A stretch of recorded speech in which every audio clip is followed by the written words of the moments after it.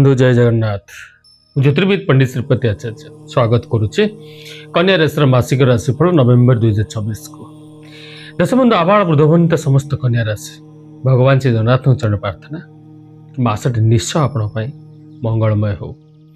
मासर प्रथम जानिबा जब मास आरंभ रु आपणकर जितले कि राष्ट्राधिपति बुधंकर स्थिति जी कि निजे आपण राशि कर्माधिपति मध्य तांको बृहस्पति भली बलवान शुभ ग्रह जी कि रोजगार घरे अछंती बा एकादश घरे अछंती लाभ घरे अछंती से शुभ बृहस्पति संपूर्ण दृष्टि रहिबो कर्मक्षेत्र उपरे।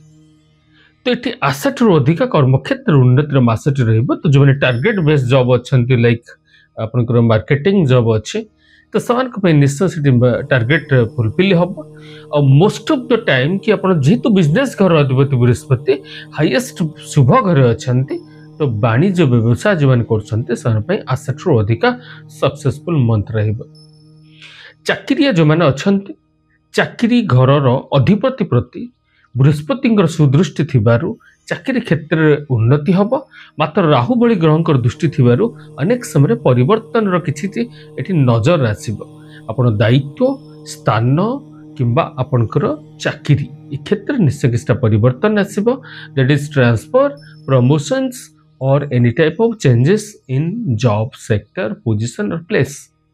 सो देयर इज अ टिप्स कि you should have to accept the changes whatever may be in job or career. Foreign indicate जो देखिबा जो मान को भीतर आशा थिला विदेश जीवा पई और फॉरेन रिलेटेड किसी बेनिफिट्स पाया पई सेट मध्ये निश्चय रही छै आपण पई जोगो जे किछटा फॉरेन जीवार जोगो रहिबो बा विदेशर रोजगार यार मध्ये नजर रही छै। विवाह क्षेत्र को जीवा विवाह क्षेत्र रे जो गुरुशुद्धि हम देखि थांती झियो मानव पई से गुरुशुद्धि ऑलरेडी मास तमाम रहिबा आपण पई। रविशुद्धि रो कथा आसले मध्ये एटी किछटा जे मासर प्रथम 13 दिन जीवा परे आपण पई रविशुद्धि रहिबो। तसे तो विवाहयोग्य पिला मानकर बृहस्पति भली गोटे शुभ ग्रह जी कि निजे विवाहघर अधिपति आपण राशि पाई से अत्यंत बलवान शुभ ग्रह थिबारु घरे थिबारु विवाह निश्चय संपन्न हबो विवाह स्थिर हबो विवाहर चुकंती मूल दुआ पड़िबो। तसे तो वैवाहिक संपर्क रे सुदृष्टि सृष्टि हबो। वैवाहिक संपर्क रे आशाठू अधिक निबिड़ता रहिबो। प्रेम करुवा पिला मानक भितर मध्ये आशाठू अधिक क्लोजनेस बढ़िबो और प्रेमर परिणाम विवाह क्षेत्र में पहुंचबो सहज रे। तासे तो हम देखिबा एठी जो अनेकांश रे मासर अन्य ग्रह मानक स्थिति राशि द्वादश घरे अशुभ केतु थिबारु अनेक समय रे बेले बेले इन्फेक्शन एलर्जीज रहिबो। आशाठू अधिका खर्चांत हेबे। बेले बेले दुस्वप्न आसीबो डरावना स्वप्न आसीबो केतले साप गोड़ेलाणी केतले मरी जाथवा लोकर स्वप्न केतले भूत प्रेत कदे चमकीबा अजଣା भय भीतर रहिबो।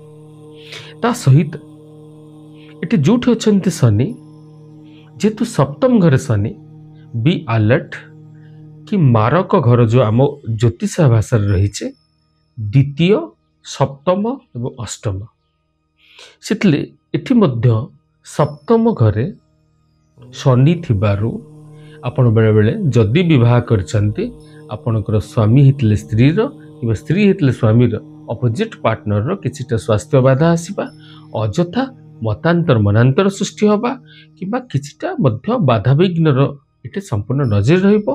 छोट मोट दुर्घटना को मध्य एड़ाई दिया जाय न पारे। मानसिक स्तर रे आपण मासर 6 दिन निश्चय अधिक चिंतित रहिबे जोटे कहती extra anxiety over reactions over thinking character रहिबो जोटी मानसिक स्तर अस्थिर भावना मध्य सृष्टि होबो। किछि विकल्प प्रतिकार नेबे किंतु प्रथम स्टूडेंट आड़ को जीवा जे पाठ पढ़ा पिला मानकर ग्रह बृहस्पति एवं बुध से दुईटी जाक ग्रह स्ट्रांग बा शुभ घरे थिबारु विद्या शिक्षा साधना रत पिला मानक पाई अत्यंत बलवान शुभ प्रभाव मिलिबो।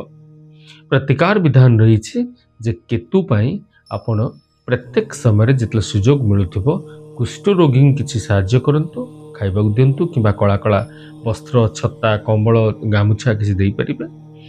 किछिटा चंडाल भोजन जमती बुला कुकुर किंबा काऊ गाई बिलेई मांकड़ जी अच्छा से देवे। जो मैंने प्रकृत भोकिले अच्छा से किसी भोजन करातु। तो कन्या राशि इतला आपणकर मासर कथा आपण समस्त को भगवान श्री जगन्नाथ तांका आशीर्वाद रखि था। आज पे समय जाइए विदाय दिंतु। जय जगन्नाथ।